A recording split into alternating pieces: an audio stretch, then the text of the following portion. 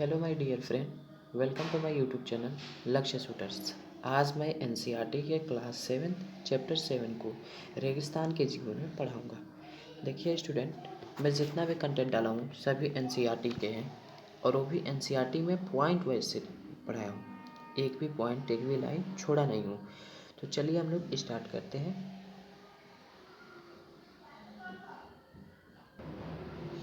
आ गए हम लोग मोबाइल स्क्रीन पे चैप्टर को पढ़ने के लिए। देखो, चैप्टर का नाम है रेगिस्तान में जीवन। सबसे पहला तो हमने शब्दावली में ही दिया है रेगिस्तान। यह एक शुष्क प्रदेश है जिसकी विशेषताएं अत्यधिक उच्च अथवा निम्न तापमान एवं विरल वनस्पति है। देख लो, नोट डाउन कर लो स्टूडेंट, क्योंकि हो सकता है हम लोगों से रेगिस्तान के बारे में पूछ लें, तो इसके लिए नोट डाउन करना जरूरी है। चलो कंटिन्यू स्टार्ट करते हैं।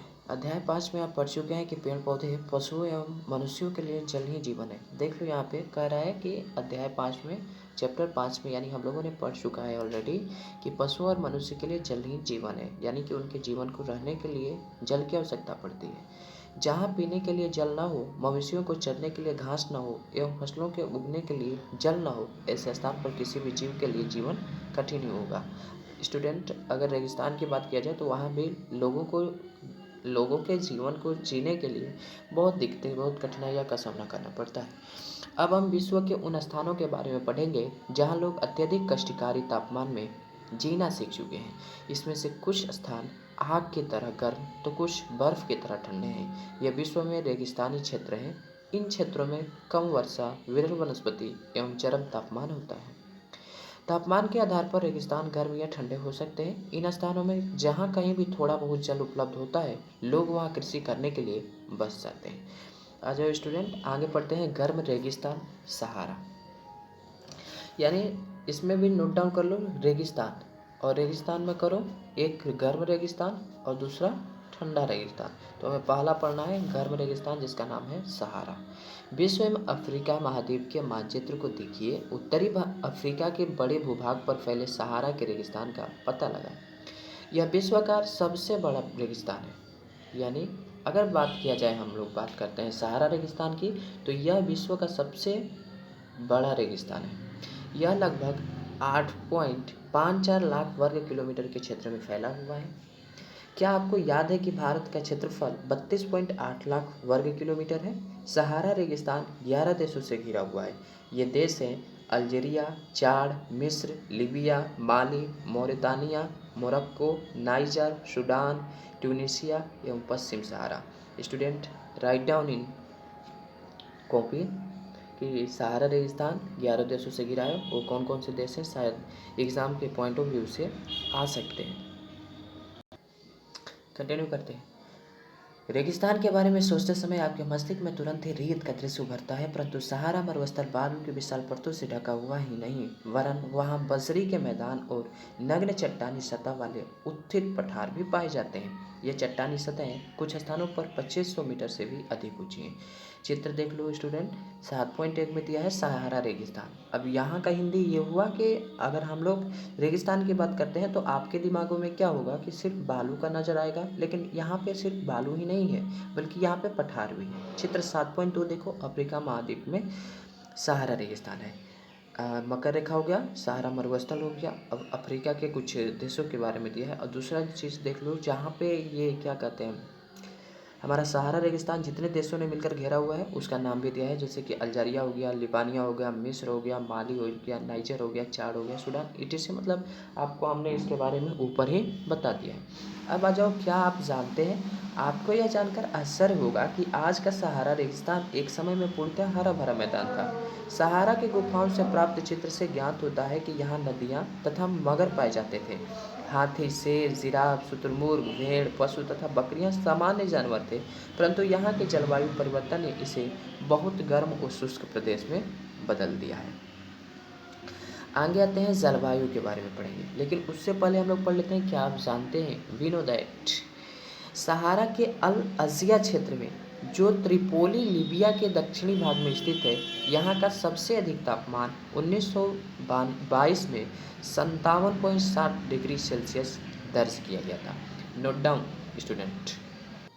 कंटिन्यू करते हैं स्टूडेंट। जलवायु से, सहारा रेगिस्तान की जलवायु अत्यधिक गर्म एवं शुष्क है। सिंपल बात है, जहाँ पे बालू पाया जाता है वो गर्मी होगा। यहाँ की वर्षा ऋतु अल्पकाल के लिए होती है, यानी थोड़े समय के लिए यहाँ पे वर्षा ऋतु होती है। यहाँ आकाश बादल रहित एवं निर्मल होता है।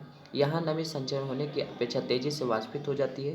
दिन अविश्वसनीय रूप से गर्म होता है। दिन के समय तापमान 50 डिग्री सेल्सियस से ऊपर पहुँच जाता है, जिससे कि रेत एवं नग्न चट्टानें अत्यधिक गर्म हो जाती हैं। इसके ताप का विकिरण होने से चारों तरफ सब कुछ गर्म हो जाता है। रातें अत्यधिक ठंडी होती हैं तथा तापमान गिरकर हिमांक बिंदु लगभग 0 डिग्री सेल्सियस तक पहुंच जाता है। अब देखो स्टूडेंट, ऐसा क्यों होता है? तो ऐसा इसलिए होता है कि बालू पे जितना भी कह सकते हैं कि सूर्य का प्रकाश पड़ेगा उतना गर्म होगा, और फिर ठंडा होगा तो उतना ही ठंडा होता जाएगा। इसी के कारण क्या होता है, उनमें उतार चढ़ाव रहता है। वनस्पति एवं प्राणी जात, सहारा रेगिस्तान के वनस्पतियों में कैक्टस, खजूर के पेड़ एवं एकिकेसिया पाए जाते हैं। यहाँ कुछ स्थानों पर मरुदान खजूर के पेड़ से घिरे हरित द्वीप पाए जाते हैं। ऊंट, लकड़बग्घा, सियार, लोमड़ी, बिच्छू, सांपों की विभिन्न जातियाँ एवं छिपकलियाँ यहाँ के प्रमुख जीव जंतु हैं। चित्र देख लो 7.3, सहारा रेगिस्तान में मरुस्थल। क्या आप जानते हैं, वैज्ञानिक को तो यहाँ से मछलियों के कंकाल भी मिले हैं। आपके अनुसार ये क्या हो सकते हैं? हमारे अनुसार ये हो सकते हैं कि वहाँ पे लोग भी रहते होंगे, तभी तो आके खाए हुए वगैरह होंगे, या कुछ किए होंगे तो वहाँ पे कंकाल पाया गया। दूसरा, हम क्या आप जानते में दिया है कि जब रेत को पवन उड़ा ले जाती है तो वहाँ गर्त बन जाता है। स्टूडेंट, इस पॉइंट को नोट जरा कर लेना कि जब रेत को पवन उड़ा ले जाती है तो क्या बनता है, तो गर्त बनता है।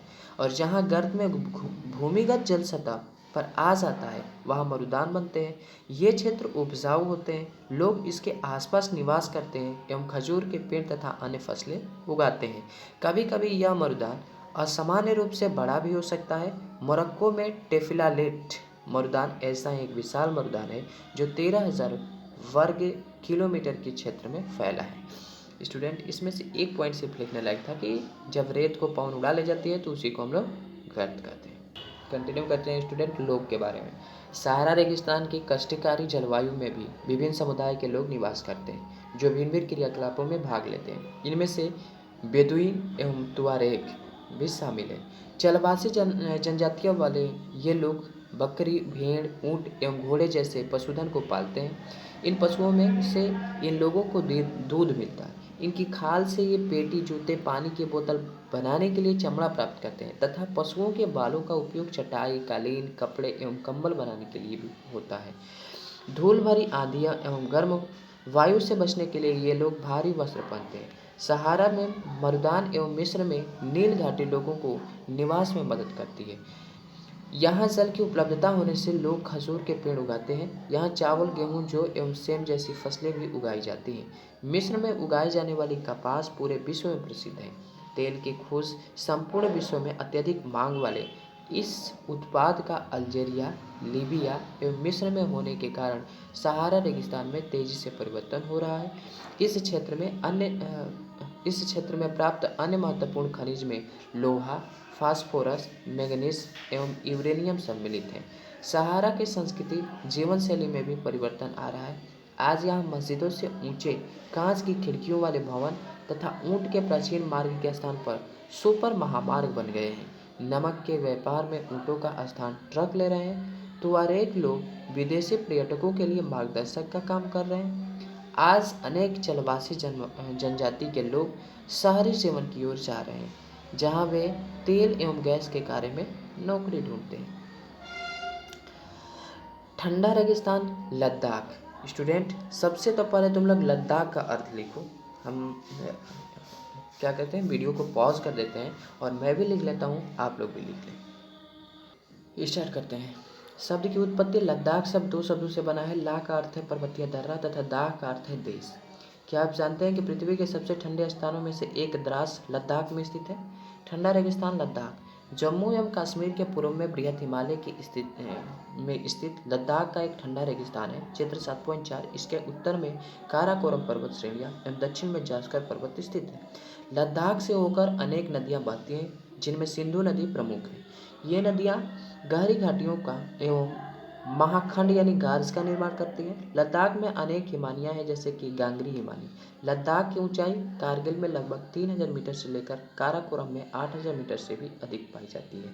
अधिक ऊंचाई के कारण यहाँ की जलवायु अत्यधिक शीतल एवं शुष्क होती है।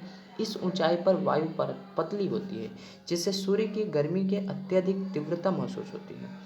ग्रीष्म ऋतु में दिन का तापमान 0 डिग्री सेल्सियस से कुछ ही अधिक होता है एवं रात के तापमान 0 से -30 डिग्री सेल्सियस से नीचे चला जाता है। अब सोच लो स्टूडेंट, वहाँ पे बर्फ ही जमा रहता होगा। शीत ऋतु में यह बर्फीला ठंडा हो जाता है। तापमान लगभग हर समय -40 डिग्री सेल्सियस से नीचे ही रहता है क्योंकि यह हिमालय के वृष्टि छाया क्षेत्र में स्थित है, अतः यहाँ वर्षा बहुत कम होती है। लद्दाख की ऊंचाई को लिख लो स्टूडेंट, इसमें पॉइंट यही है। करें चित्र देख लीजिए 7.4 लद्दाख, हिमाचल प्रदेश, रोहतांग पास, तिब्बत। देखो स्टूडेंट, मैं कभी भी चित्र नहीं पढ़ाता हूँ, कारण ये रहता है कि मेरा ये मोबाइल का स्क्रीन है और मोबाइल का स्क्रीन बहुत छोटा होता है। दूसरा चीज़ प्रॉब्लम इस बात में होती है कि पढ़ने में स्क्रीन का बहुत ज़्यादा दबाव पड़ता है, इसलिए आँखों पे, इसलिए थोड़ा प्रॉब्लम होती है। और दूसरा ये चीज़ है, आप लोग सब्सक्राइब भी नहीं करते हैं कि कम से कम ये मुझे मोटिवेशन मिले कि ज़्यादा से ज़्यादा मेरे सब्सक्राइबर हो रहे हैं तो क्यों ना हम करें। आंखों पे जोर से पढ़ने से क्या दिक्कत है, लेकिन आप तो कुछ भी नहीं करते हैं, तो क्या कंजूसी करते हो सब्सक्राइब करने में। चलो आगे बढ़ते हैं।